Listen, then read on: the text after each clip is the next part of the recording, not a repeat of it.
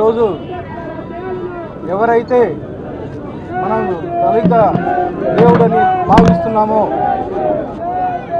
ఆ దళిత డాక్టర్ బాబాసాహెబ్ అంబేద్కర్ 134వ జయంతి సందర్భంగా నేను మా పార్లమెంట్ సభ్యులైనటువంటి అంబికా లక్ష్మీనారాయణ గారు, అలాగే జిల్లా అధ్యక్షుడు వెంకటశివుడు యాదవ్ గారు, అలాగే జిల్లా ప్రధాన కార్యదర్శి శ్రీధర్ చౌదరి గారు, నాతో పాటు మా కార్యవర్గ సభ్యులు, తెలుగుదేశం కుటుంబ సభ్యులు అంతా ఇక్కడికి వచ్చి నివాళులు అర్పించడం జరిగింది.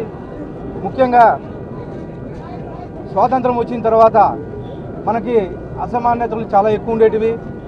డాక్టర్ బాబాసాహెబ్ అంబేద్కర్ రాజ్యాంగం ఫలితంగా ఈరోజు ప్రతి ఒక్కరూ సమానమే అనే చట్టం మనం రూపొందించడం అంబేద్కర్ గారికి చెల్లిందని చెప్పేసి తెలియజేసుకుంటాం.